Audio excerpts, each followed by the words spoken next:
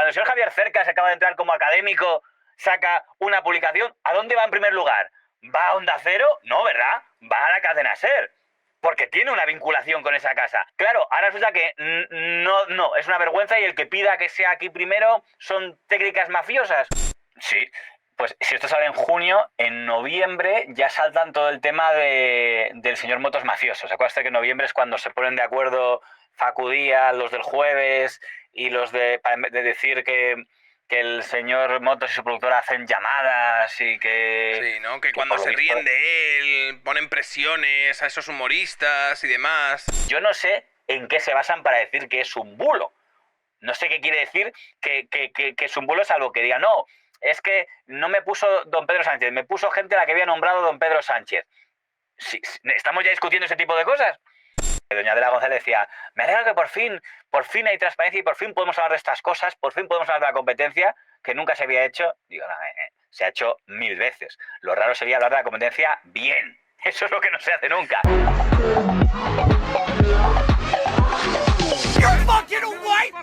Le doy la bienvenida al señor Lammata. Hacía mucho tiempo que no se pasaba usted por aquí, pero estos días, con esta guerra mediática que es a lo que ustedes más se dedican en su canal de YouTube, pues siempre es interesante. He estado siguiendo los contenidos que ha hecho, pero es que ha habido más de una guerra mediática porque hemos tenido por un lado toda la parte Iker Jiménez, Horizonte y demás, y toda la parte El Hormiguero, Broncano, etcétera, etcétera, etcétera. Entonces, está usted en su casa. Bienvenido. Muy buenas. Me veo impactado porque tenía la esperanza de que el vídeo hubiera sido una broma o algo y fuera un efecto de... Un efecto de TikTok, ¿no? Y ahora de repente hago así y vuelvo a no tener pelo, pero pelusa, ¿sabes? La que tenía antes. Ahora la idea es la micropigmentación, ¿vale? Para que haya una homogeneidad entre esto y esta parte de aquí que es la menos poblada. Es que mi familia son todos genuinamente calvócratas. Mi señor ¿Sí? padre, mis hermanos mayores. Entonces, claro, yo sé cuál es mi futuro y va a llegar de un momento a otro, entonces ya... Pero usted tiene muchísimo pelo y ese pelo además es muy fuerte. Eso me gustaría pensar. Yo tengo la esperanza de que sean los genes de la otra rama, la familia materna, digo, a ver si por ahí... Bueno, ¿qué demonios ha estado pasando estos últimos días en la televisión? Tengo que decir que no sé si estamos viviendo otra edad de oro en la televisión o algo así, pero ahora la verdad es que parece que se vuelve a ver la televisión más que nunca. O sea, sobre todo en el prime time, donde antes estaba dominando durante muchísimos años El Hormiguero, ahora de repente ha entrado La Revuelta con David Broncano y los dos programas se están viendo una barbaridad. O sea, yo no recuerdo un tiempo en el que, bueno, a lo mejor si nos vamos años atrás usted probablemente me pueda decir, pero dos programas que estén con el 15%, 17% en los últimos años al mismo tiempo es algo verdaderamente extraño. Esa es la principal novedad de toda esta historia, ¿no? Porque se había asumido básicamente desde el 2007 para adelante, desde el apagón analógico, para ser Sí. básicamente desde que la gente que veía televisión generalista, es decir, Antena 3, Telecinco, La 1, en el fondo, pues el que ganaba era el que hacía un 18 y a lo mejor un buenísimo día podía llegar al 20, que era como la cifra sagrada, y el segundo ya se asumía que estaba en un 11, 12 y rozando ya el 9, ya por ahí todos, porque estaba tan fragmentado todo que no era creíble que pudiera haber más de un 30% viendo televisión generalista a la vez.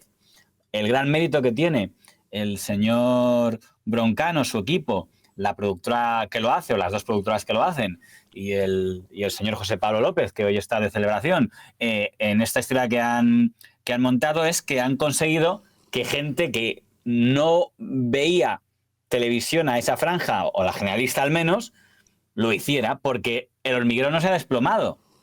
No es como otras batallas donde, es decir, cuando el señor Buenafuente y el señor Sardá competían de Crónicas Marcianas contra Buenafuente, cuando subía uno bajaba el otro. Era la misma audiencia, como era la misma audiencia cuando competía ¿Dónde estás, corazón? Con Sálvame Deluxe, que eran Cantizano, Jorge Javier Vázquez, era la misma audiencia y era la misma de la señora Campos y la señora Quintana. Aquí no es la misma, porque no ha bajado El Hormiguero, han aparecido nuevos.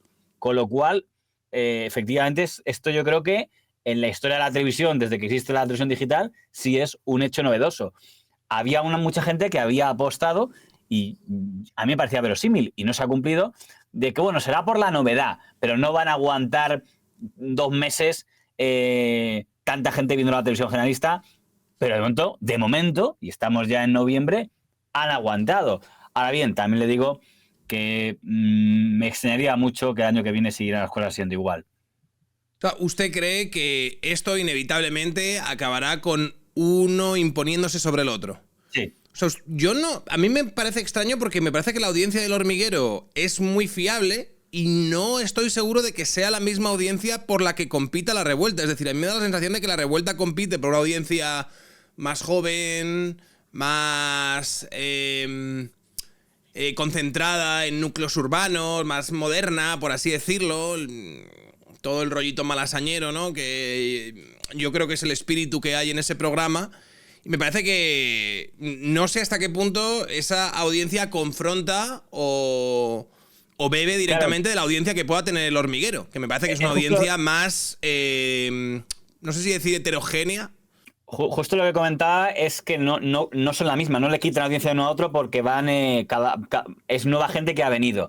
Ahora bien, la pregunta que yo me hago es, esa gente que no veía habitualmente televisión y se ha apuntado ahora a volver a ver a la televisión generalista, ¿se va a quedar una vez, digamos, deje de ser novedad? Evidentemente, un electroshock como el que metió el pasado 21 de noviembre, pues les fideliza por un tiempo más. ¿Pero hasta cuándo? ¿Con electroshock a qué se refiere? Es cierto que, fíjese, la semana en la que David Broncano hizo ese llamamiento al final de oh, Dios mío, es que claro, no quitan los invitados y demás, era una semana que, pese a que había tenido muy buen comienzo en La Revuelta, había estado por debajo del Hormiguero durante esos 4 días. Y de repente, a partir de ese llamamiento y esa especie de mira, el programa de animalitos y demás, ahora vuelve a superar al Hormiguero. Es decir, parece que hay una serie, o sea, me da la sensación de que hay gente que ve La Revuelta muchas veces como forma de activismo en contra del Hormiguero, pero que no sé hasta qué punto eso se sostiene, como usted dice, a medio o largo plazo. Toda la cobertura que hemos visto en los últimos 6 días era el mejor electroshock, el mejor triunfo promocional de La Revuelta. El mero hecho de que haya habido tantos programas, incluso gente que no habla de televisión, que ha dedicado espacios a hablar de esta batalla, es un triunfo de Televisión Española. Nunca le ha interesado al Hormiguero plantear esto como una batalla entre el Hormiguero contra La Revuelta.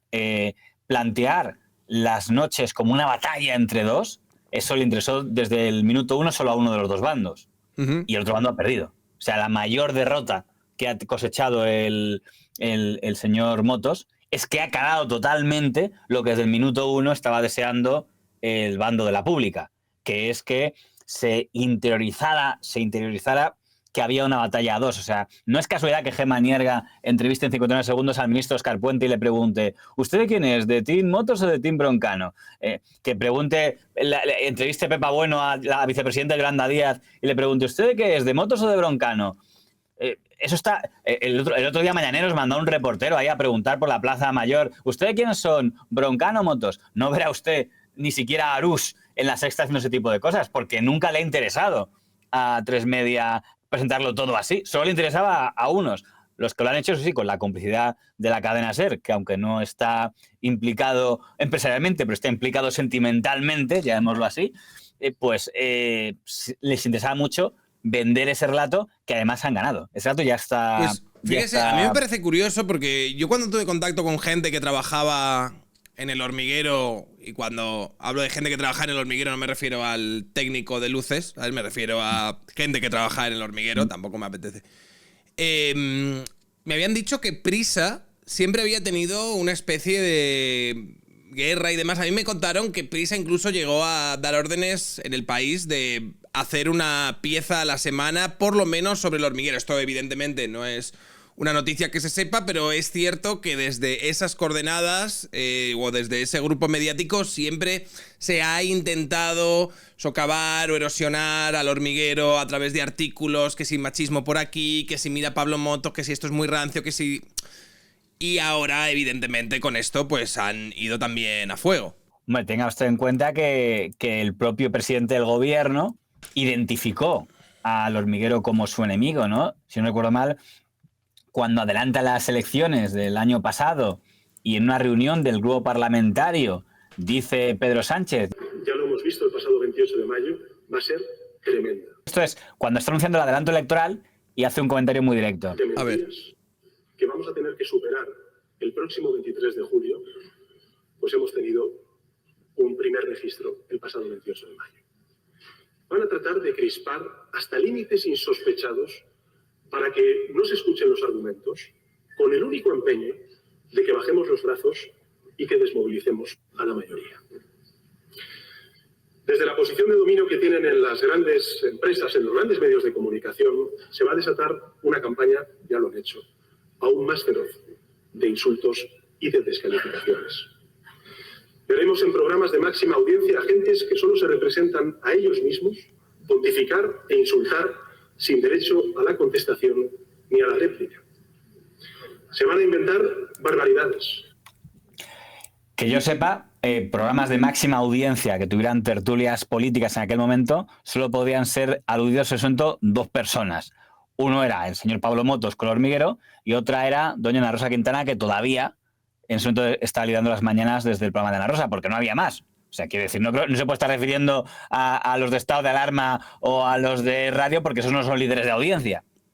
Y de hecho, el propio señor Motos, que aquí, claro, lo puedo poner solo unos segundos para que no se nos enfaden los de A3 Media, pero eso llegó a decir, ¿no? En un momento dijo... Audiencia de televisión, de gente que solo se representa a sí misma, pontificar e insultar sin derecho a réplica. A réplica, efectivamente. ¿A qué programa te referías?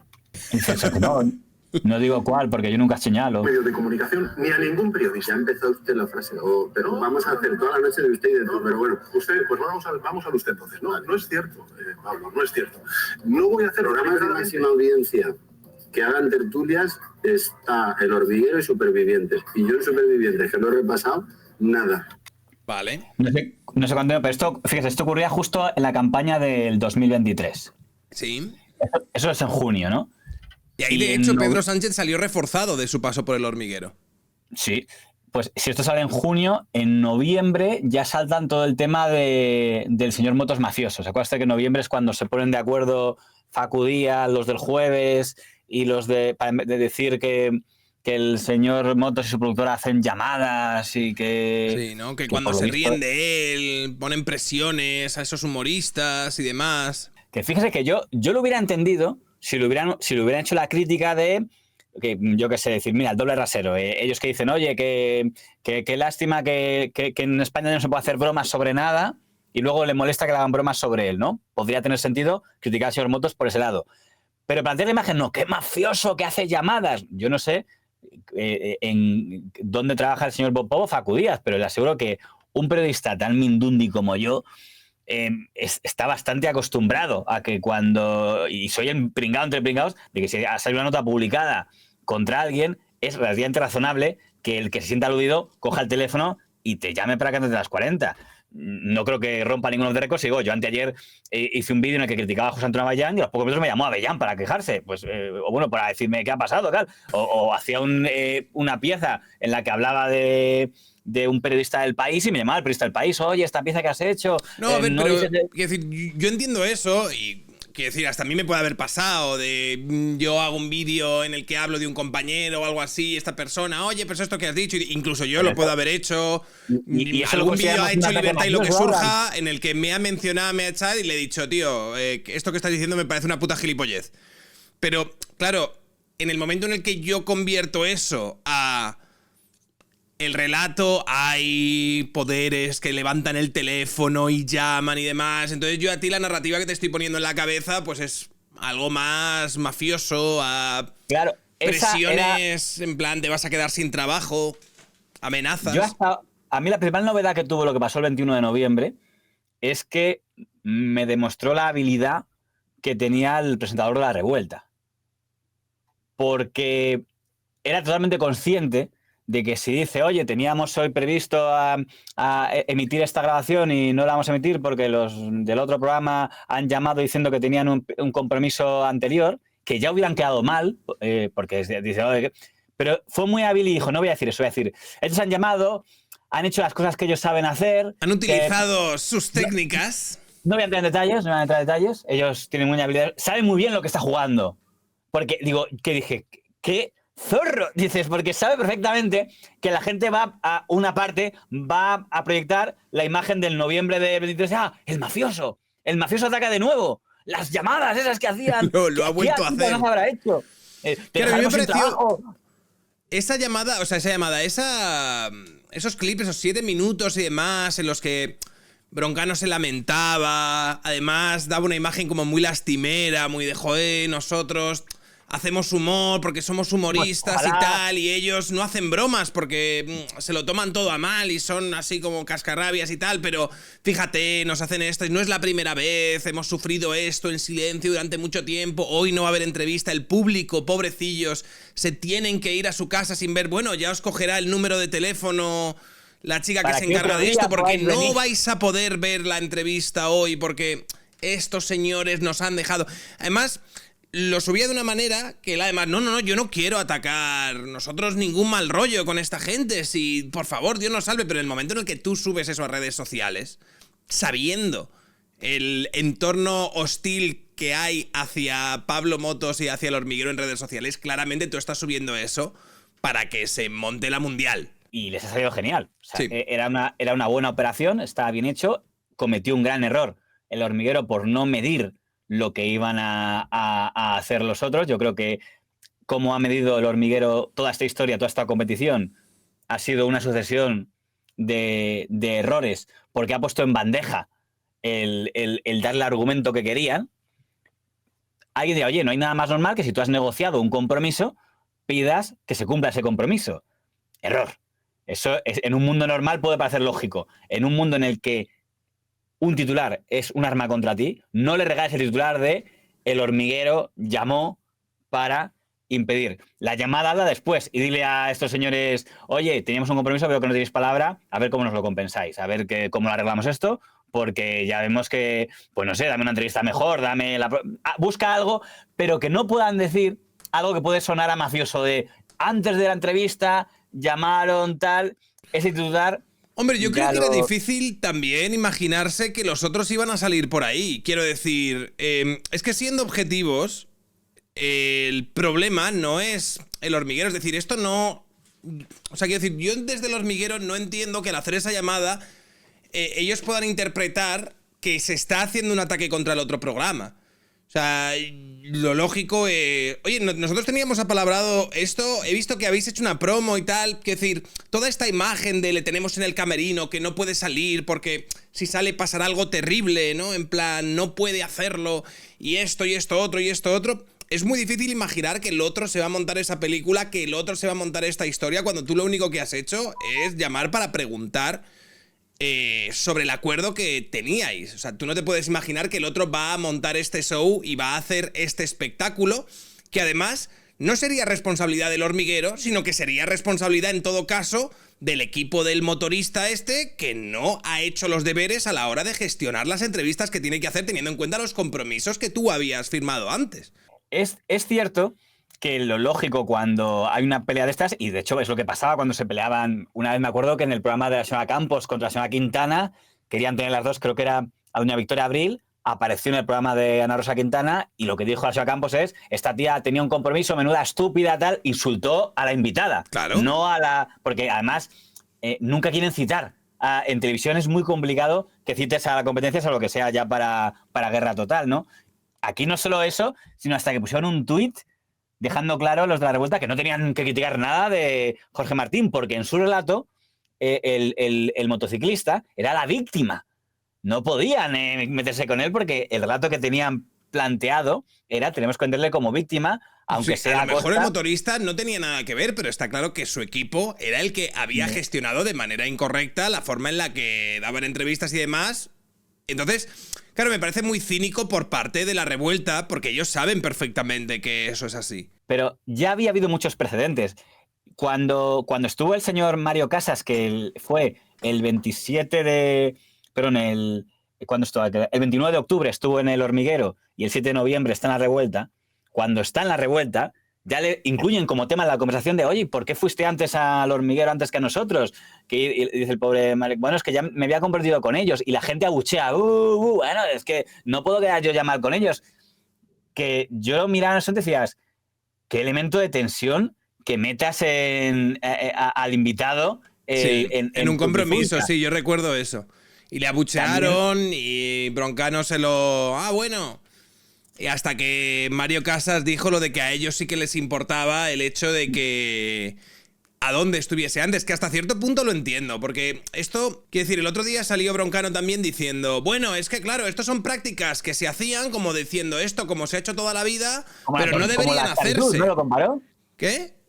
Dijo como la esclavitud, que también ha existido en toda Claro, la sí, vida. la esclavitud ha existido siempre y tal, pero rollo de, vamos a ver, ¿me estás comparando injusticias históricas como la esclavitud con el hecho de que evidentemente a una cadena le pueda interesar, sobre todo con algunos personajes famosos y demás, tener cierta exclusiva a la hora de entrevistarlo? O sea, es que me parece un poco de retraso profundo. Es decir, es putísimo evidente que tiene mucho más valor, ¿sabes? Que tú seas el que primero entreviste a, yo qué sé, tío, a un Will Smith, ¿vale? Will Smith viene a España, viene a tu programa. Joder, tiene mucho más valor que tú lo entrevistes primero a que se vaya paseando por todas las televisiones, todo el mundo ya lo haya visto y el número 19, bueno, ahora le entrevisto yo. Oye, no tiene el mismo valor. Pero si es que además es que hay una cosa que yo no soporto y la aseguro que no me gusta ser histriónico, pero que me pone enfermo de toda esta historia, que es la hipocresía de todo el sector mediático. Porque vamos a ver, es que ahora le pongo ejemplos, vamos a poner ejemplos. Sí. Quiero decir, las productoras que hacen ese programa. ¿Sabes que el programa La Revuelta lo hace un equipo de productoras que están todas dentro del grupo Media Pro? Que está ahí lo que antes era Alterrat. Me están diciendo que ellos, en muchos de los programas que han hecho, no han negociado primicias o exclusivas y no tienen lista de vetados. A mí me decía ayer una persona, de la que supongo que no debo citar porque le tocará el decirlo, a mí me tienen vetado en esa productora. ¿A usted? No, a una persona vale. me dijo, y que me encantaría que lo dijera esta persona para que no tenga yo que dar en su nombre, pero me decía, a mí me tiene vetado y me contó desde que pasó tal cosa, tal cosa, tal cosa. Dije, vaya, qué cosas. Pero pongo ejemplos menos chungos. La cadena SER, que en toda esa historia ha apoyado el señor Aymar Bretós, la señora Ángel Barceló, todos han apoyado totalmente al señor Broncano y han denunciado las prácticas mafiosas del hormiguero. ¿No tiene la cadena SER acuerdos con algunas personas para que vengan allí antes que a otros sitios? Voy a poner un ejemplo. Cuando el señor Pérez Reverte saca un libro, ¿a dónde va primero? ¿Va con el señor Alsina? ¿Va con el señor Herrera? ¿A que la primera entrevista es en la cadena SER con el señor Francino? Quizá porque algo tiene que ver la editorial que saca el libro con esa casa. Cuando el señor Javier Cercas acaba de entrar como académico, saca una publicación, ¿a dónde va en primer lugar? ¿Va a Onda Cero? No, ¿verdad? Va a la cadena SER. Porque tiene una vinculación con esa casa. Y nadie... y son cosas que están entendidas. Igual que si un señor del ABC tiene un libro y lo va a presentar primero en la cadena COPE, si tiene un acuerdo con ahí... Claro, ahora resulta que no, es una vergüenza y el que pida que sea aquí primero son técnicas mafiosas. Sí, además, a mí lo que me extrañó es que ocupase espacio, que yo creo que esto sí ya tiene que ver más con el apartado político, en todos los programas de televisión española que salió Silvia Inchaurrondo diciendo no, nosotros no hemos abierto ningún telediario. Es decir, bueno, a ver, a lo mejor no habéis abierto el sumario del telediario, pero si habéis abierto el bloque de tertulias, si habéis abierto el bloque de noticias dentro del telediario, por lo menos no sé si era en el de las 9 o en el de las 7. Ahí la gracia es mira, usted hace poco hizo una pieza en la que se está llevando bulos a todo. Hizo una pieza en la que decía, no, es un bulo decir que el gobierno ante la DANA dijo si queréis ayuda pedidla, porque no dijo si queréis ayuda pedidla, era si queréis recursos. Si necesitan recursos, que no tiene más que pedirlo, tal, y decía, no.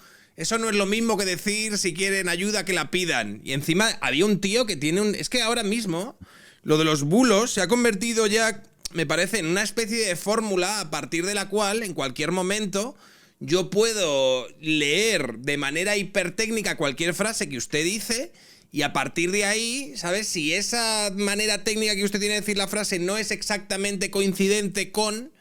Puedo decir, no, usted forma parte del bulo fake news y es muy fácil ya meterte en esa especie de pendiente resbaladiza en el que todo es un bulo y esto es un tal y Claro, es que yo hasta ahora pensaba que cuando hablábamos de bulos nos referíamos al típico sinvergüenza que hace un fotomontaje, cambia un tuit y crea un tuit falso, o coge una imagen que es de Rusia y la pone como si fuera de aquí, cosas dices, ha habido una intencionalidad clara de crear algo que no era verdad. Pero si metemos en bulo todos los recursos, digamos, emotivos de exaltación que se puedan usar, en el caso concreto de la señora Ichaurrondo, que me hace gracia como una persona está empeñándose tanto en modificar la imagen que pudiera haber sobre su trayectoria hasta que estaba en Televisión Española.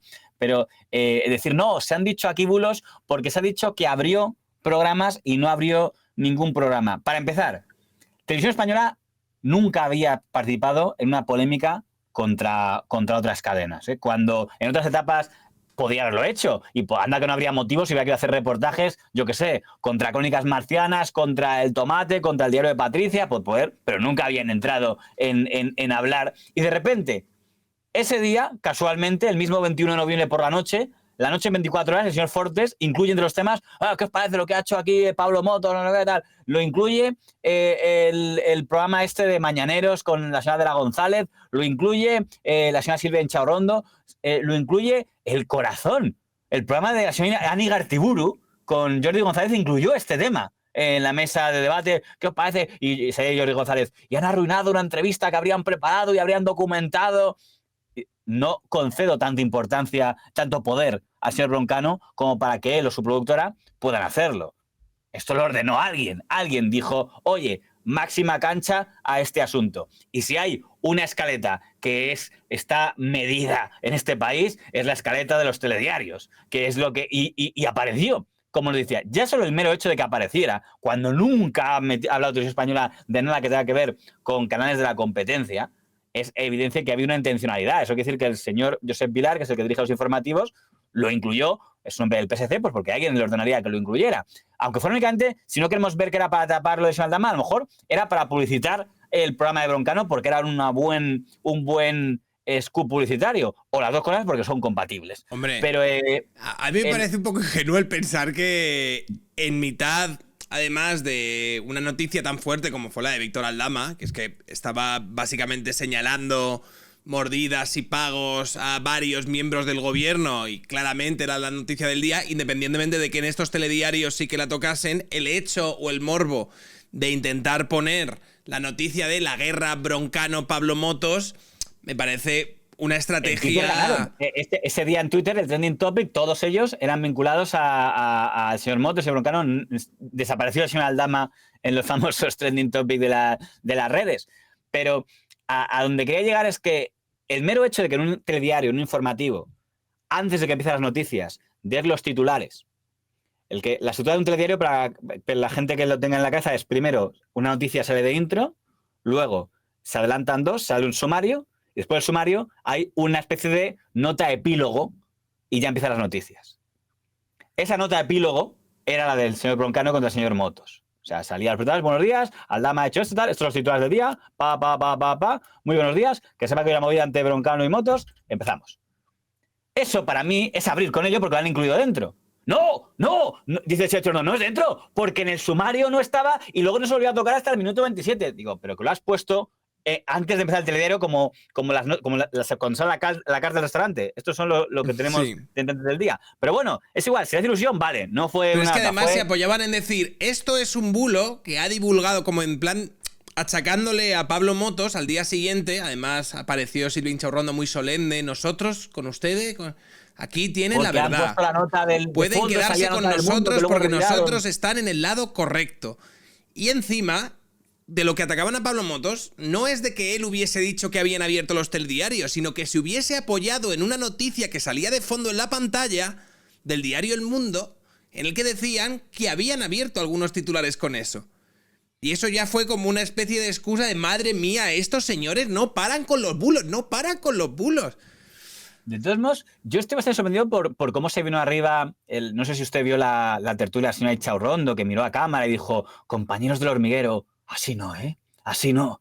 así cualquiera gana, tal, que yo digo, pero ¿qué entrega? Yo no vi a ningún presentador que se entregó tanto como la conductora de la hora de la 1, aunque también me parece un poco, digamos, no sé cómo llamarlo, que doña Adela González decía, me alegra que por fin hay transparencia y por fin podemos hablar de estas cosas, por fin podemos hablar de la competencia, que nunca se había hecho. Digo, no, se ha hecho 1000 veces. Lo raro sería hablar de la competencia bien. Eso es lo que no se hace nunca. Pero hablar mal, ¿qué quiere que recordemos ejemplos de la cadena triste? Hombre, no lo hacía la pública, pero que... Claro, eso te iba a preguntar yo. O sea, ¿hay registro de que la televisión pública empiece? Porque yo recuerdo las batallas estas entre La Sexta y Mediaset, entre esto y esto. El que dirige el programa de La Revuelta, el productor ejecutivo, era el que dirigía Sé lo que hicisteis. Con lo cual es un señor, Carlos Herrero, que sabe mucho de guerras mediáticas. Vale, pero utilizar la televisión pública para hacer guerra contra otra cadena es... Quiero decir, no te hablaría de competencia desleal, ya porque a mí cualquier cosa que salga de la televisión pública me parece competencia desleal. Pero... O sea, no debería... Quiero decir, que estás utilizando una cadena pagada con el dinero de todos para atacar a una empresa que es una entidad privada. Claro, es la parte más interesante porque eso sí que no tenía precedentes, ¿no? Claro, es como yo me imagino a Correos, por ejemplo, boicoteando a Amazon para intentar de alguna manera... No, usen correo, el rollo de... Bueno, es que a mí me parece algo que no debería tener ningún tipo de cabida. Que hicieron tipo de la agencia F diciendo no consulte usted la agencia privada de Europa Press porque las privadas tienen intereses raros, ¿no? Vayan a la pública, ¿no? Que la pagamos todos, ¿no?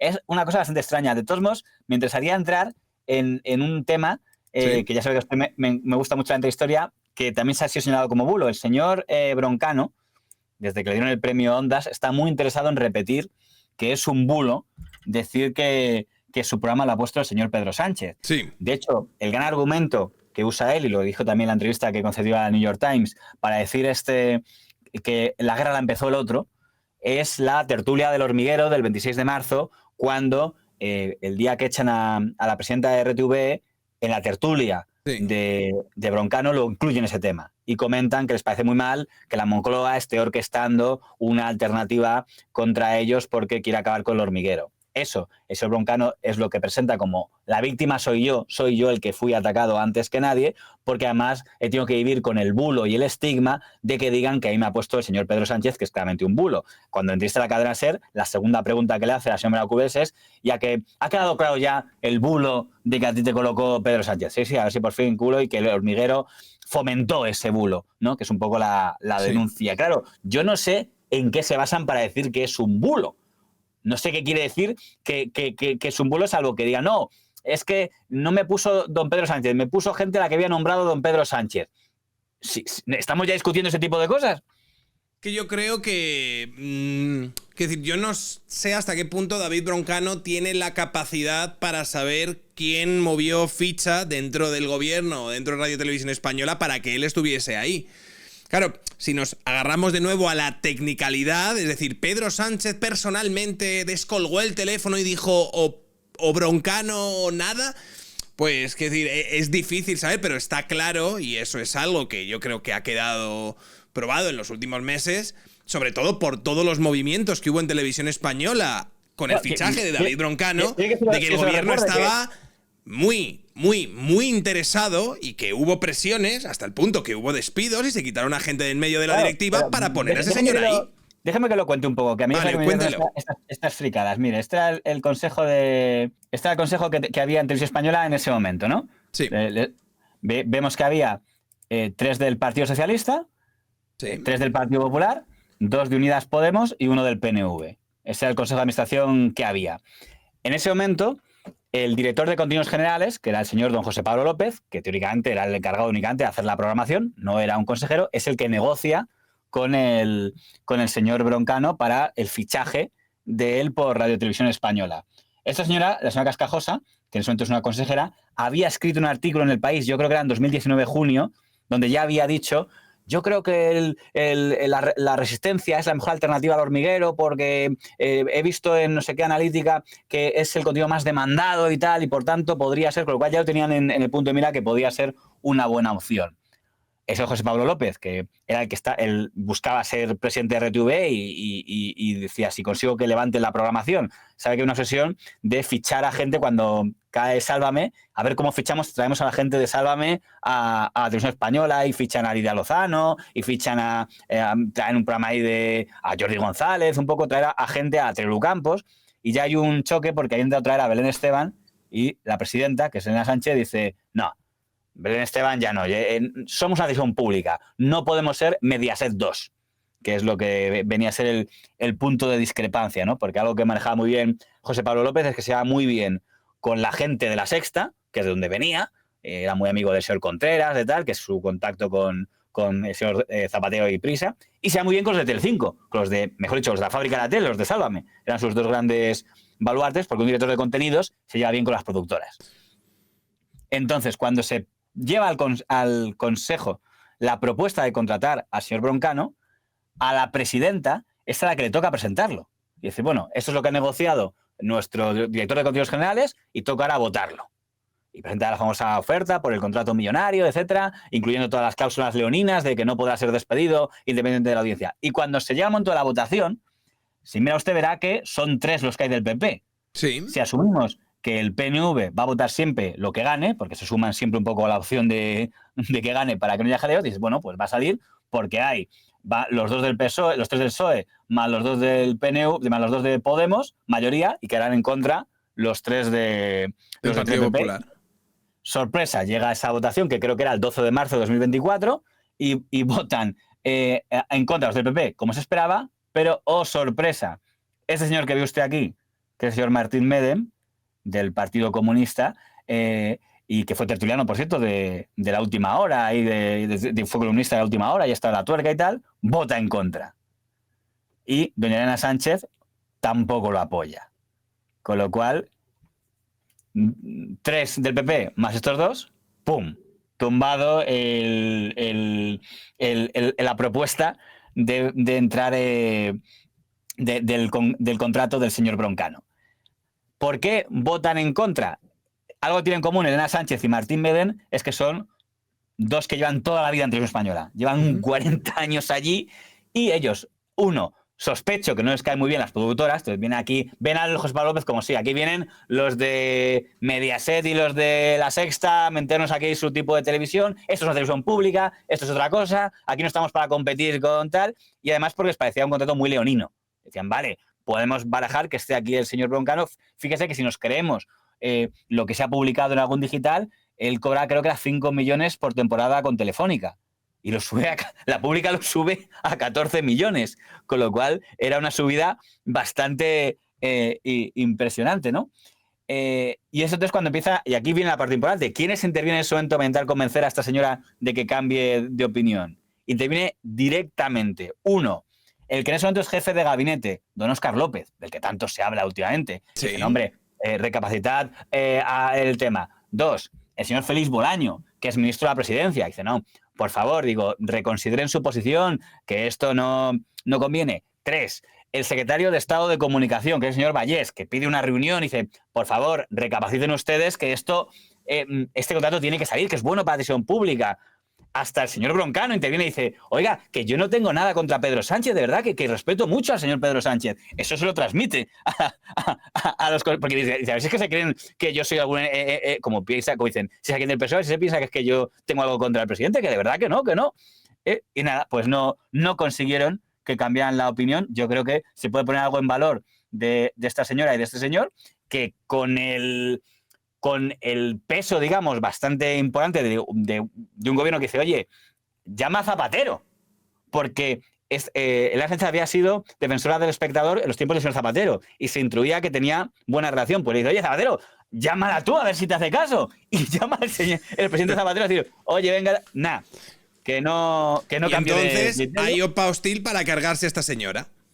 Y además una cosa bastante interesante lo que se hace, a ver si hay una cosa que se llama el comité de dirección, mira, aquí lo podemos ver, que son todos los cargos importantes de televisión española. Este es el comité de dirección, ¿no? Todos los cargos directivos que hay en la televisión, ¿no? Aquí tenemos el director de contenidos generales, que es José Pablo López, que es el que negocia con los programas, o el que mandan informativos, que es este señor, Josep Pilar. Bueno, después de ese consejo en el que se dice no al contrato con Broncano, se convoca una reunión de todo el comité de dirección. Pues oye, nos hemos coordinado mal, porque la propia presidenta ha llevado una propuesta y se ha opuesto a la propuesta que teóricamente ella misma estaba presentando, ¿no? Que era lo que esperaba. De hecho, José Pablo López se siente engañado. Dice, oye, mi presidenta me la ha jugado. Ha votado en contra, o mejor dicho, no ha votado a favor, porque no es que vota en contra, es que no votó a favor de la propuesta que yo había hecho. Entonces se convoca esa reunión y este señor que ve aquí, don Alfonso Morales, que ya se conocía con José Pablo López porque ambos habían sido colegas en Telemadrid,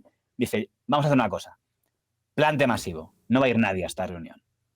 Fíjese lo que es que convoque la presidenta de Radio Televisión Española a una reunión y no vaya nadie, no porque no tengan tiempo, sino porque no quieren, es voluntario.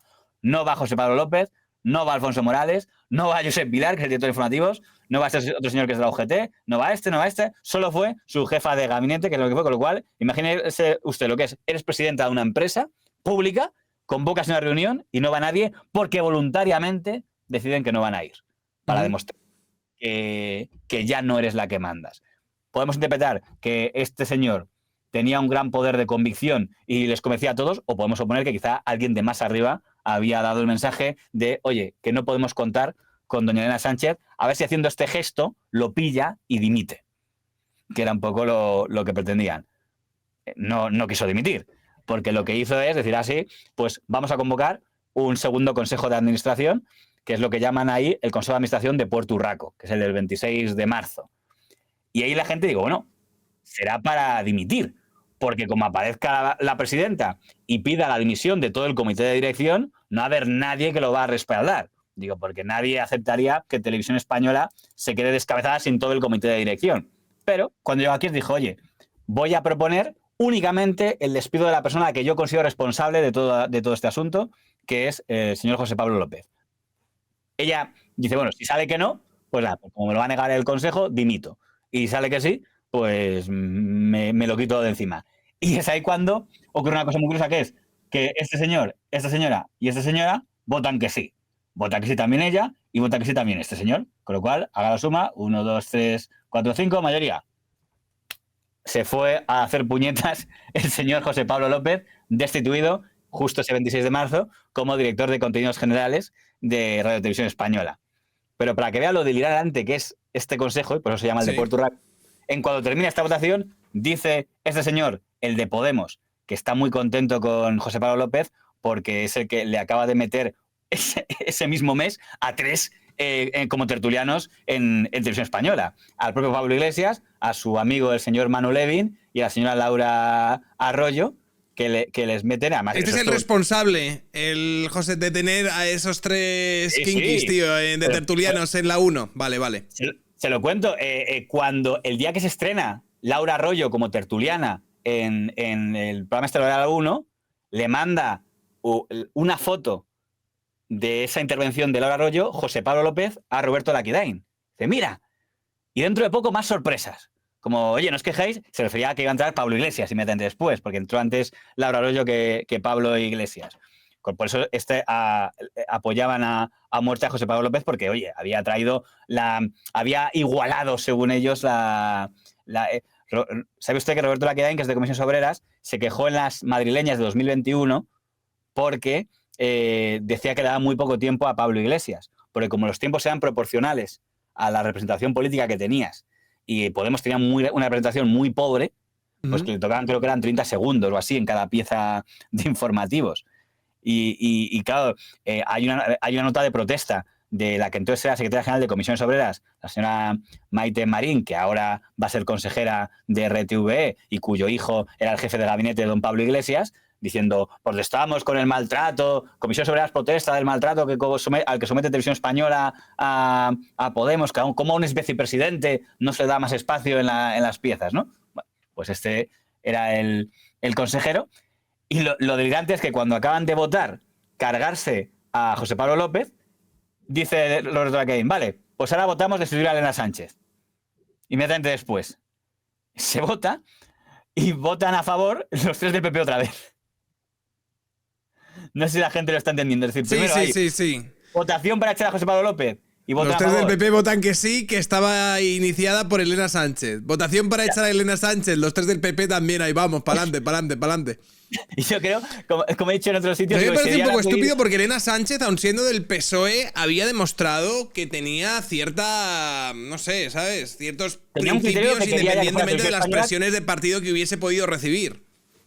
Es evidente que si Elena Sánchez hubiera sido una lameculos del poder, pues hubiera dicho sí a lo que diga Moncloa, y si Moncloa dice que hay que decir que sí al señor Broncano, pues digo que sí. Al parecer, el comentario que le dijo esta señora, que habían sido amigas de toda la vida, decir, oye, ¿por qué votas a favor de mi destitución? Es, yo soy una soldado del PSOE. Esto es una guerra y... Pues Eso es lo que le ha dijo sido global. Concepción Carcajosa. Eso es lo que se comenta en Prado del Rey, que le dijo Concepción Carcajosa a Elena Sánchez de tengo que votar a favor de destituirte porque esto es una guerra y yo soy un soldado del PSOE. Pues fíjate, tío, como ha pasado con Juan Lobato y con tal, al final Efectivamente. cualquiera que tiene unos mínimos principios o algo de autonomía y líneas rojas morales, tío, es automáticamente destruida, tío, en este nido de víboras.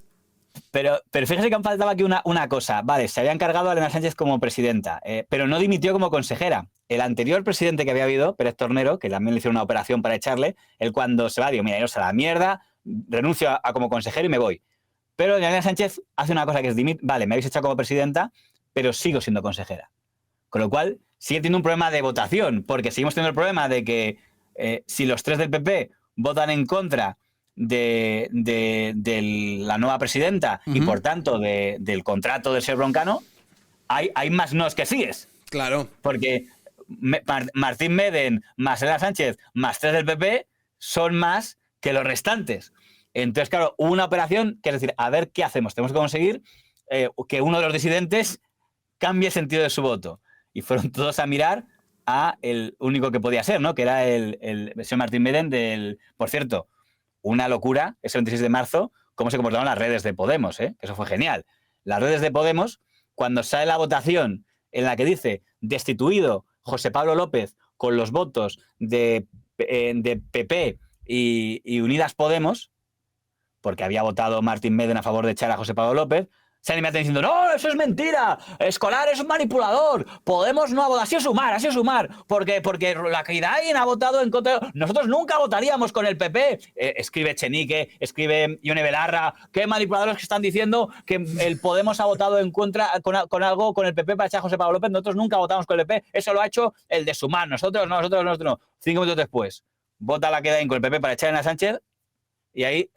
Nadie dice nada. Ahí ya los tuits de Belarra y Echenique no aparecen para decir que cómo se atreve a insinuar algo de que ellos votaban a favor, lo mismo que el PP. Que además, por cierto, es mentira. Martín Meden no le conocía nada a Yolanda Díaz. Martín Meden le mete Pablo Iglesias, pero si había sido columnista en La Última Hora, en el digital ese... Sí. Pero bueno, el caso es que para convencerle, Carcajosa va a hablar con él y dice, oye, tienes que votarme a mí como presidenta para que pueda proponer el contrato del señor Broncano, tal, por favor, no te unas al bloque del PP y Elena Sánchez, cambia. Le dice Martín Meden, vale, pero entonces me tienes que dar la cabeza del secretario del Consejo, el que había hecho la reunión esta motín, el Alfonso Morales. Digo, quiero que se quede destituido como secretario general del Consejo.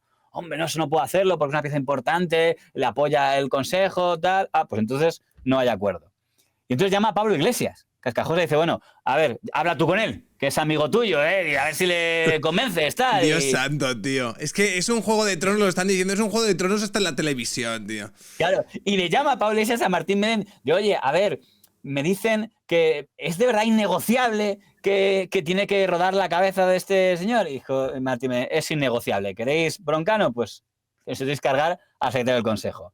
Pablo Iglesias transmite a, oye, que no, y María Jesús Montero llama a Morales y dice, tío, tienes que... la causa es la causa, tienes que ir por la puerta y además, quién sabe si a lo mejor si el programa luego va muy bien en audiencia, os podemos recuperar. Con lo cual, destituyen a Alfonso Morales, Martín Meden retira su veto, Carcajosa es presidente, vuelve a proponer el contrato al señor Broncano. Y ahora ya se aprueba. Se aprueba. Y fíjate que para aprobar el contrato del señor Broncano se han llevado por delante a la presidenta de RTV, al secretario de Radio y Televisión Española y al director general de Contenidos Generales.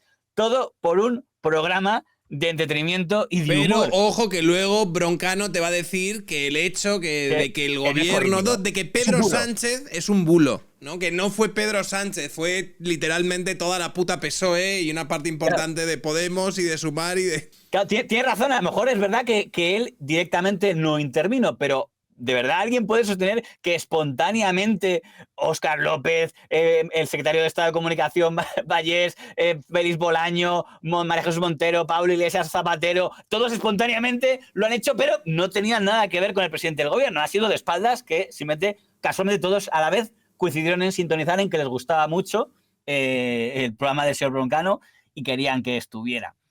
Entonces, claro, me parece muy ridículo que digan, no, el bulo de que al señor Broncano lo puso el gobierno.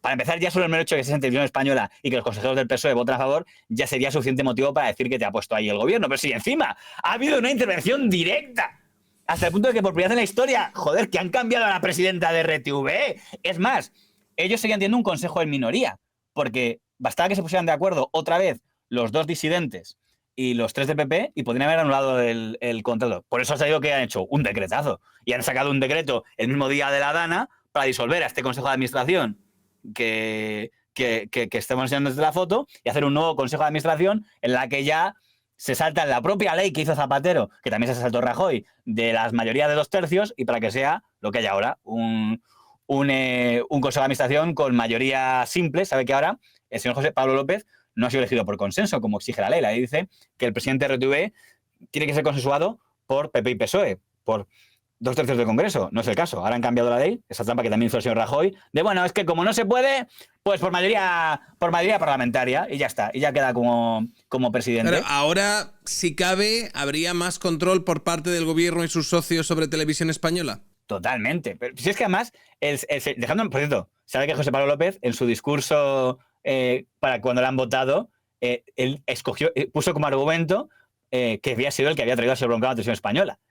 Que hace porque le preguntaron, bueno, ¿piensa usted volver a poner la publicidad o no? Que era una pregunta pertinente. Porque si tu modelo es que quieres competir con Antena 3 y Telecinco, entonces más vale que consigas ingresos. Que no puedo hacerlo porque no hay publicidad. Pero bueno, y su respuesta es, bueno, no puedo contestar eso porque eso la publicidad depende del legislador, pero lo que sí puedo decir es que yo traje a Broncano aquí y ha sido un éxito tal. Digo, macho, es la primera vez que he visto que un programa de humor catapulta a un presidente de RTV, que es una cosa que es bastante interesante. Pero y bueno, en el ámbito político entonces estaría cumpliendo, porque sí. Es cierto que como elemento polarizador, y mira que David Broncano, no, nosotros hacemos humor, nos reímos de todo, jiji, jaja, no somos de nadie, tal, aquí hemos venido a reírnos de todo el mundo y demás,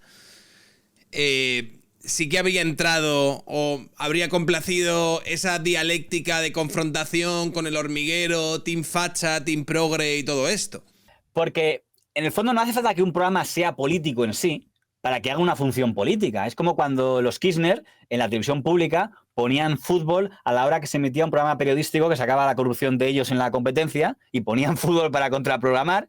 Claro, el fútbol no es político, pero está haciendo una función política porque era para que no vieran el programa de PPT de Jorge Lanata, que era donde sacaban lo que habían podido choricear los Kirchner, ¿no? Pues aquí, en el caso de había un señor que efectivamente le estaba tocando muchas narices con una tertulia, que era claramente una tertulia contraria al gobierno.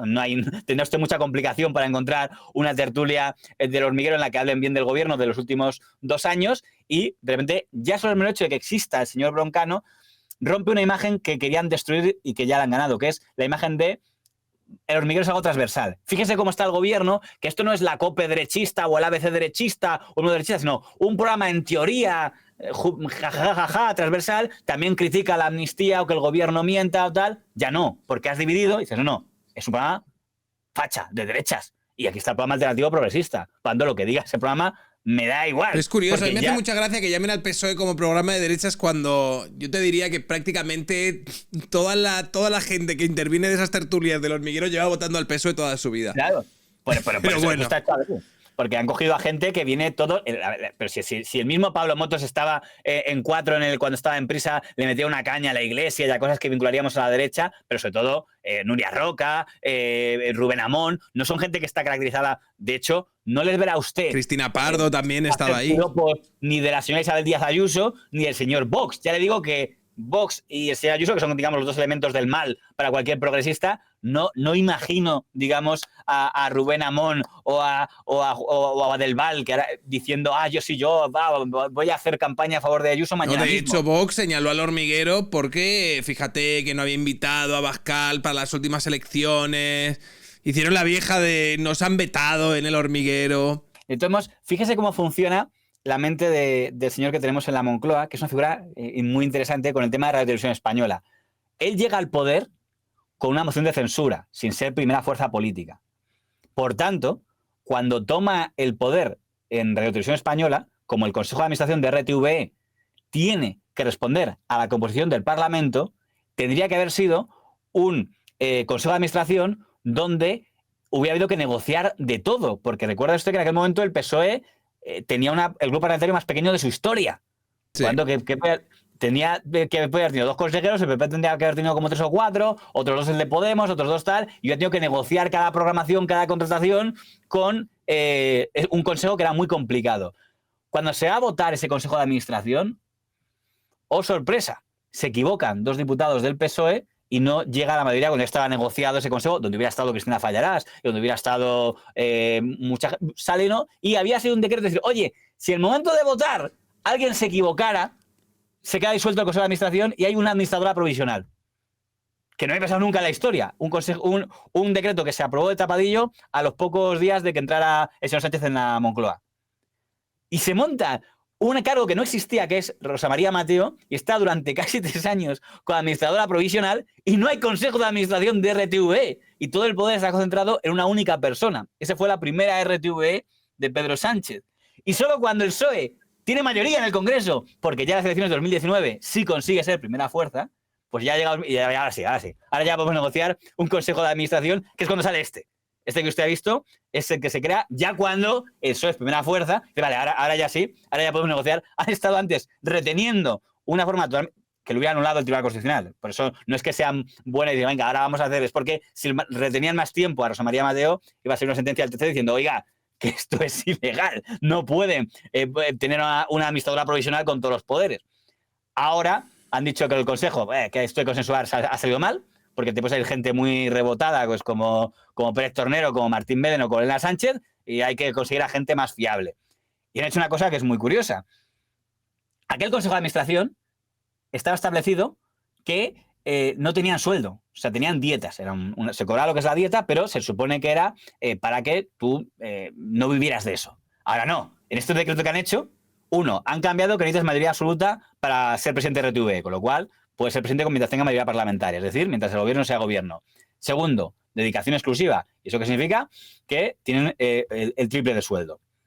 Y luego subimos el número de consejeros. Pasan de ser 10 a ser 15. Argumento para que haya más pluralidad. Pues Pero sí, es lo que dijo el ministro del PSOE, en plan, va a ser la televisión pública más plural de la historia de la televisión. Se lo aseguro yo. Pero esa subida de 10 a 15 no se ha traducido en que el partido mayoritario tenga más consejeros, tiene el mismo número, con lo cual ese grupo de consejeros del PP que ha visto usted antes, que tenían una cierta fuerza, si hay 9 consejeros, si hay 15, como que ya cuenta bastante poco.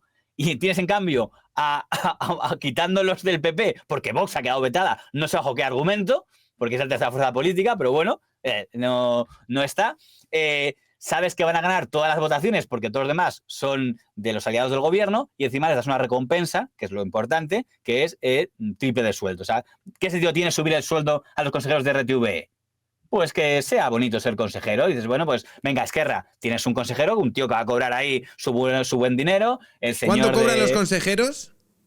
Pues según el portal de... Claro, esto es interesante porque se supone que el sueldo de un consejero tendría que ser público, pero la última vez que salió, sabe usted que hubo que demandar. Hay un portal llamado Transparencia que establece, digamos, que tiene que ser público todos los sueldos. Pero hubo que demandar, aquí hay que hablar bien de webs como los de... ¿Quiénes fueron los de Confidencial? Sé que hubo una demanda para que dijeran cuánto tenía que ser el sueldo, ¿no? Porque y ya salió, bueno, pues son como 1.000 euros era como un ingreso de 12.000 euros al año, lo que estaba antes. Uh-huh. Claro, si ahora el Real Decreto dice que eso va a ser multiplicado, el cálculo que tenemos es que va a ser 100.000 euros al año, lo que van a sacar los consejeros de RTVE. Pues lo que yo llevo diciendo aquí durante mucho tiempo, hay que pasar por Napalm toda televisión española, que es que no... La gente no me hace caso, tío. ¿Sabe usted por qué se hizo lo de la votación el Día de la Dana? ¿Por qué dicen los malvados que se hizo? ¿Sabe que el Día de la Dana... Sí, hubo una gran polémica porque la gente está diciendo, o sea, el día en el que está sucediendo esto, donde habrían parado todas las instituciones de manera normal, como muestra de respeto hacia el luto de la catástrofe de lo que había pasado ahí, ustedes lo que están haciendo era saltar televisión española. Claro, pero es que encima hicieron la cosa más ridícula que es, no, suspendemos la sesión normal porque por respeto a las víctimas suspendemos, había sesiones convocadas y fueron suspendidas, menos esa. Esa no se suspendió. Y lo que dicen las malas lenguas es porque habían hecho el cálculo del mes y decía, si no se vota ahora, pierden los consejeros el mes en diciembre, el primer sueldo, porque no entra a tiempo, entonces tiene que votarse ahora en los últimos días de octubre para que entre en vigor en noviembre y tengan el sueldo de diciembre. Entonces era decir, oye, consejeros, los consejeros decían, es que si no se apoya ahora, nos quitan 100.000 euros si queremos la primera partida del primer mes. Entonces, bueno, ese es el motivo de que aparentemente tenía que votarse antes de que empezara el mes de noviembre para que empezara a computar el sueldo de los señores consejeros. Como dice usted, hospitales y... Hospitales y carreteras, tío. Hospitales y carreteras. Nada, es para... Literalmente es para hacer una serie como Los Soprano en Netflix. Espero que dentro de unos años, ¿sabes? Ya no solo sobre esto, sobre absolutamente todo, pero... O sea, es interesante comprobar cómo la forma en la que operan dentro de la política también se extiende y contamina la forma en la que, por ejemplo, operan Televisión Española y probablemente muchísimos otros entes de la administración. Pero le hago una pregunta por la cual entiendo que me da usted un poco de envidia por haber podido decir, mira, váyanse ustedes todos al diablo, que es la de ¿por qué el Partido Popular tiene consejeros en Radio Televisión Española? O sea, qué estupenda cosa porque han dicho, mira, yo de este teatro no participo. O sea, para estar... Teniendo en cuenta que además no van a tener ningún tipo de... Claro. Si esos 3 consejeros, 4 en el fondo, ¿qué hacen allí? Si no van a... Pues renuncias y mira, pues no les dejo que digan que esto es cosa, que les den, renunciamos a nuestros puestos y ala, si esto es tu chiringuito, que se lo queden para ellos. Pero ahí han entrado. ¿Por qué? Pues que querrán su sueldo, supongo. Querrán el sueldo para ellos, pero dices, podrían haber dicho también una cosa bonita, oye, bueno, pues tengo 4, renuncio 1 y se lo doy a Vox para que estemos todos al menos. No vale para nada, tampoco. Que es un poco extraño. Lo que se dice siempre, ¿por qué nadie se ha atrevido en ninguna de las comunidades autonómicas del Partido Popular a decir, oye, igual estas televisiones públicas, ahora que hay redes sociales, es que dicen, no, es que una comunidad autónoma necesita tener alguna herramienta para poder trasladar mensajes? Oye, yo creo que ahora todo el mundo tiene herramientas para hacer llegar mensajes sin necesitar una televisión pública. No se ha atrevido nadie. La mitad del Partido Popular, y me quedo suave, ideológicamente, piensa que las televisiones públicas no sirven para nada. Dicen, a las coñas que vas a comer, dices, si esto de las televisiones públicas es una tontería, no sé por qué lo mantenemos. Pero a la hora de la verdad, cuando la tienen, dice, bueno, es que... Nadie lo quita. Y sí, mi tele, tengo mi tele, y el otro, cuando la tenía el otro me atacó, yo también quiero tener la mía. Entonces dices, que yo por eso entiendo muy bien cuando se transmite lo de, mira, ahí os quedáis, esto no tiene solución, porque es muy difícil no pensarlo. Yo de verdad que no soporto el discurso antipolítico, además, no, hombre, no quedas en el pesimismo, pero nos lo ponen muy difícil, porque dices, ¿realmente esto es corregible? No sé. A mí me falta un Javier Milei ahí haciéndolo de ¡afuera! ¡Afuera! Hay una sierra eléctrica así, pasando por todas las estas. ¡Afuera! ¡Afuera! ¡Afuera! Parece que, bueno, tendremos que esperar tiempo para que eso suceda. Mientras tanto, yo ya os lo he dicho, lo siento mucho, pero yo feliz de no estar contribuyendo con mi dinero a pagar el sueldo de Silvia Inchaurrondo y de todos estos consejeros que van a cobrar 100.000 pavos cada uno. Señor Lammata, muchas gracias por pasarse por aquí. Es siempre un placer. Y nada, espero verle pronto. Igualmente. Me hace gracia porque el ustedeo que es por venir de un mundo súper respetuoso y ya se ha convertido como un gesto de rebeldía. La gente dice, bueno, ya lo haces por provocar, ¿no? De verdad que no era mi intención, pero ya suena como el chungo que hace que la gente le trate de usted. Digo, no es el chungo, a mí me hace gracia. Yo tengo la capacidad. Hay gente que no se le da bien lo de tratar a la gente de usted y a mí me gusta poder mantenerlo. Un saludo. Un saludo. Hasta luego.